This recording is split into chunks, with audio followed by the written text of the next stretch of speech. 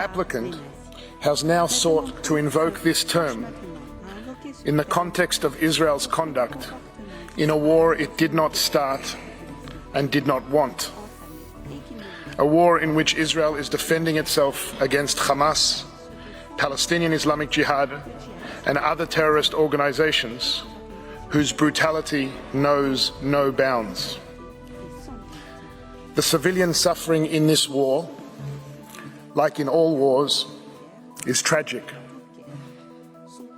It is heartbreaking.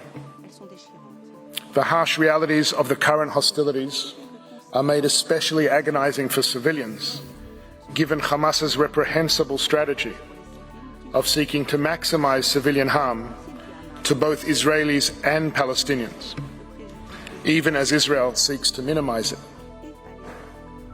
But as this court has already made clear, the Genocide Convention was not designed to address the brutal impact of intensive hostilities on the civilian population, even when the use of force raises, quote, very serious issues of international law and involves enormous suffering and continuing loss of life, end quote. The convention was set apart to address a malevolent crime of the most exceptional severity. We live at a time when words are cheap.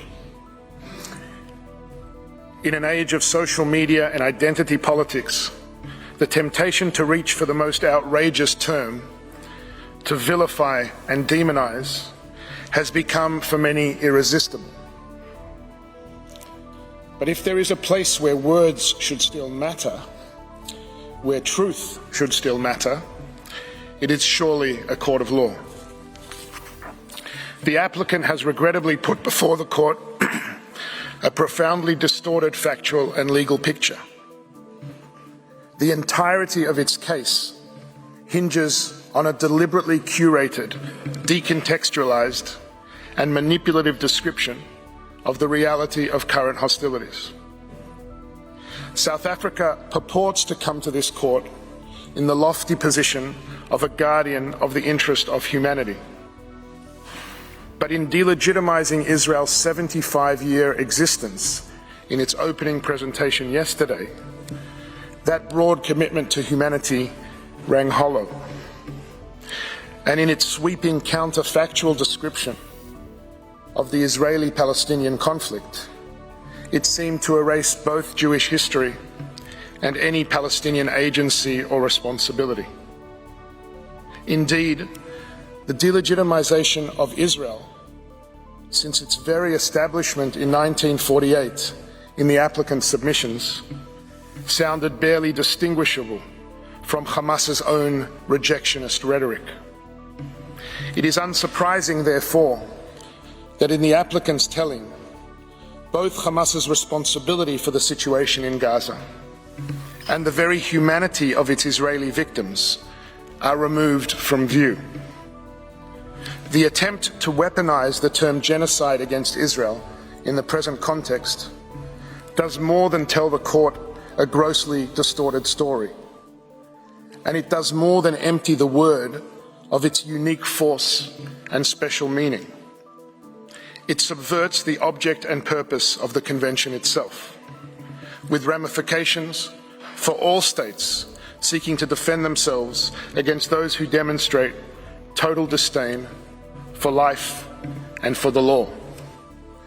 Madam President, members of the court, on Saturday, October 7th, a Jewish religious holiday, thousands of Hamas and other militants breached Israeli sovereign territory by sea, land, and air, invading over 20 Israeli communities, bases, and the site of a music festival.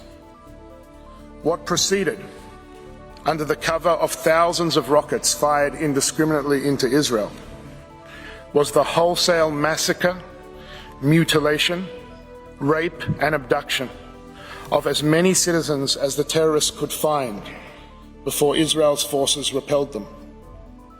Openly displaying elation, they tortured children in front of parents and parents in front of children, burned people, including infants, alive, and systematically raped and mutilated scores of women, men and children. All told, some 1,200 people were butchered that day, more than 5,500 maimed, and some 240 hostages abducted, including infants, entire families, persons with disabilities, and Holocaust survivors, some of whom have since been executed, many of whom have been tortured, sexually abused, and starved in captivity.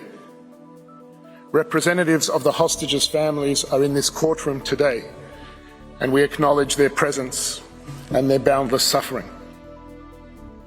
We know of the brutality of October 7th, not only from the harrowing testimonies of the survivors, the unmistakable proof of carnage and sadism left behind, and the forensic evidence taken at the scene. We know it because the assailants proudly filmed and broadcast their barbarism. The events of that day are all but ignored in the applicant's submissions, but we are compelled to share with the court some fraction of its horror. The largest calculated mass murder of Jews in a single day since the Holocaust. We do so not because these acts, however sadistic and systematic, release Israel of its obligations to uphold the law as it defends its citizens and territory. That is unquestionable. We do so because it is impossible to understand the armed conflict in Gaza without appreciating the nature of the threat that Israel is facing and the brutality and lawlessness of the armed force confronting it. In the volume of materials submitted to members of the court, access has been provided to a portion of the raw footage for separate screening. But I am obliged to put before the court today some small fragment of the scenes of unfathomable cruelty that took place in hundreds of locations on that horrible day. Johnny Simantov, a wheat farmer, and his wife Tamar, an activist for women's rights, lived in kibbutz Nir Oz. When the rocket fire started, they hid in the safe room with their 4-year-old son Omer and their 6-year-old twins Arbel and Shachar. During their rampage, Hamas militants set fire to their house. Johnny texted his sister Renee, "They're here. They're burning us. We're suffocating." The whole family was burned alive, to ashes, making DNA identification especially difficult. A survivor of the Nova Music Festival massacre testified to police to witnessing a Hamas militant brutally raping a young woman, as another militant cut off her breast and toyed with it. A second militant then raped her again, shooting her in the head while still inside her. In one video recorded by a home surveillance system, a Hamas militant throws a grenade into a safe room where a father and his 2 sons have rushed to hide. The father is killed. The 2 sons are injured and bleeding as a militant pulls them into the living room. One child can be heard screaming to his brother, "Why am I alive? I can't see anything. They're going to kill us." The militant casually opens the fridge, takes out a bottle, and drinks. As stated, none of these atrocities absolve Israel of its obligations under the law. But they do enable the court to appreciate 3 core aspects of the present proceedings, which the applicant has obscured from view. First, that if there have been acts that may be characterized as genocidal, then they have been perpetrated against Israel. If there is a concern about the obligations of states under the Genocide Convention, then it is in relation to their responsibilities to act against Hamas's proudly declared agenda of annihilation, which is not a secret and is not in doubt. The annihilationist language of Hamas's charter is repeated regularly by its leaders, with the goal, in the words of one member of Hamas's political bureau, of the cleansing of Palestine of the filth of the Jews. It is expressed no less chillingly in the words of senior Hamas member Razi Hamad to Lebanese television on October 24th, 2023, who refers to the October 7th attacks, what Hamas calls the Al-Aqsa flood, as follows.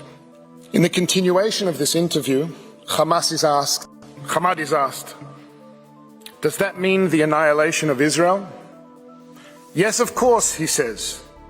The existence of Israel is illogical. And then he says, nobody should blame us for the things we do.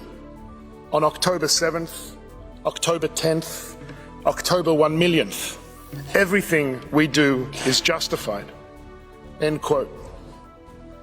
Given that on October 7th, before any military response by Israel, South Africa issued an official statement blaming Israel for, quote, the recent conflagration, essentially blaming Israel for the murder of its own citizens. One wonders whether the applicant agrees.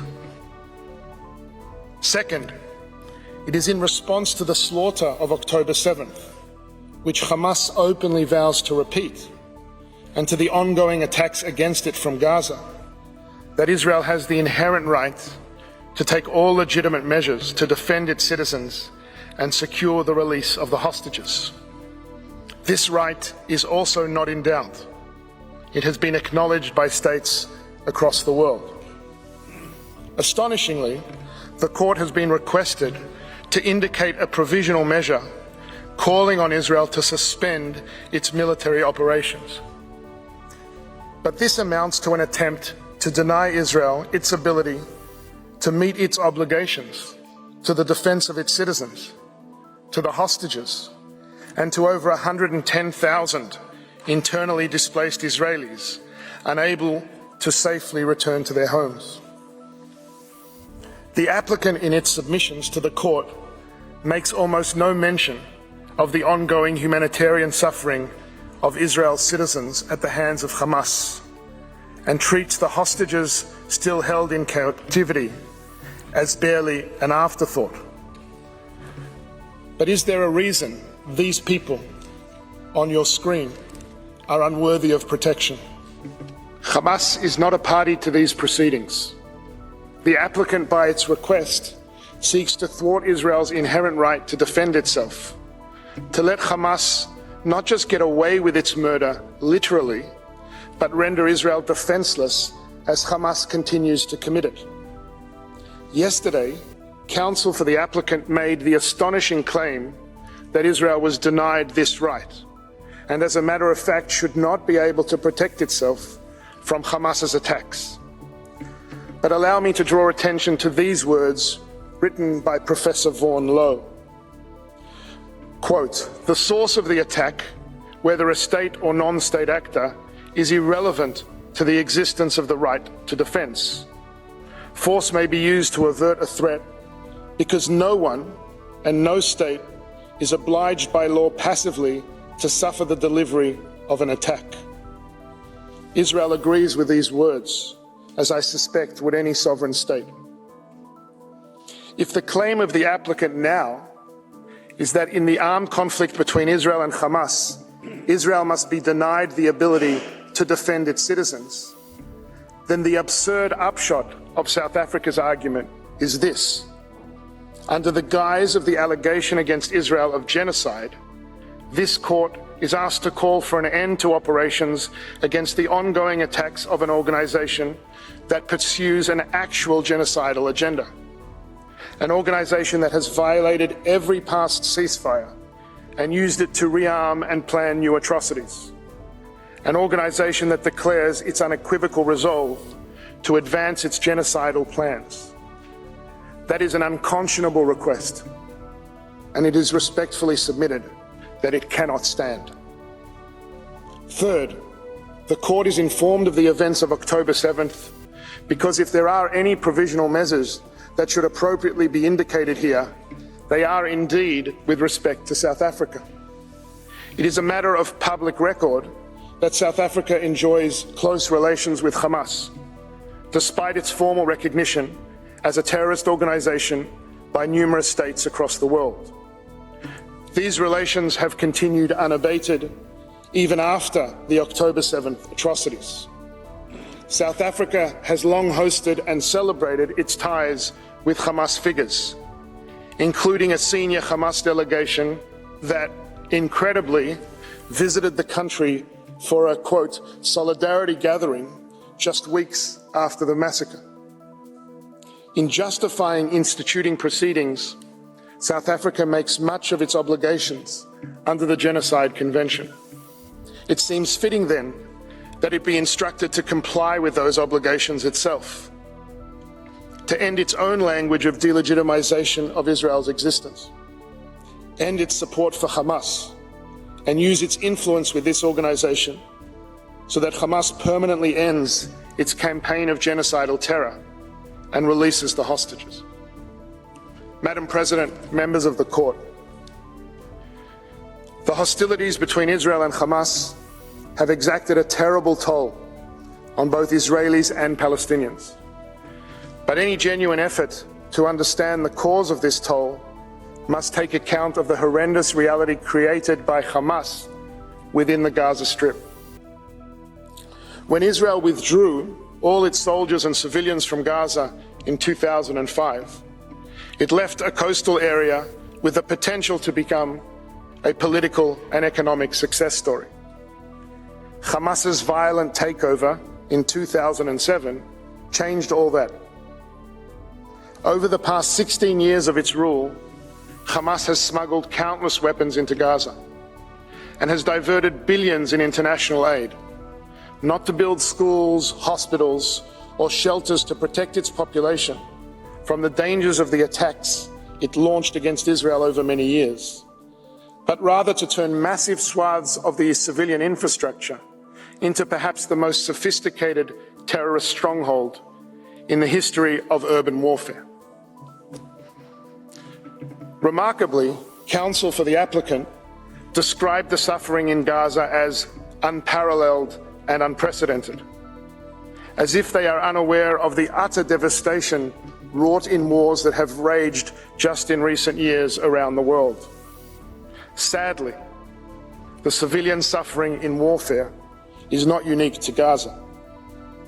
What is actually unparalleled and unprecedented is the degree to which Hamas has entrenched itself within the civilian population and made Palestinian civilian suffering an integral part of its strategy. Hamas has systematically and unlawfully embedded its military operations, militants and assets throughout Gaza, within and beneath densely populated civilian areas. It has built an extensive warren of underground tunnels for its leaders and fighters, several hundred miles in length, throughout the Strip, with thousands of access points and terrorist hubs located in homes, mosques, UN facilities, schools, and perhaps most shockingly, hospitals. This is not an occasional tactic. It is an integrated, pre-planned, extensive, and abhorrent method of warfare, purposely and methodically murdering civilians, firing rockets indiscriminately, systematically using civilians' sensitive sites and civilian objects as shields, stealing and hoarding humanitarian supplies, allowing those under its control to suffer so that it can fuel its fighters and terrorist campaign. The appalling suffering of civilians, both Israeli and Palestinian, is first and foremost the result of this despicable strategy. The horrible cost of Hamas not only failing to protect its civilians, but actively sacrificing them for its own propaganda and military benefit. And if Hamas abandons this strategy, releases the hostages, lays down its arms, the hostilities and suffering would end. Madam President, members of the court, there are many distortions in the applicant's submission to the court, but But as shall be demonstrated by counsel, there is one that overshadows them all. In the applicant's telling, it is almost as if there is no intensive armed conflict taking place between two parties at all. No grave threat to Israel and its citizens. Only an Israeli assault on Gaza. The court is told of widespread damage to buildings, but it is not told, for example, how many thousands of those buildings were destroyed because they were booby-trapped by Hamas.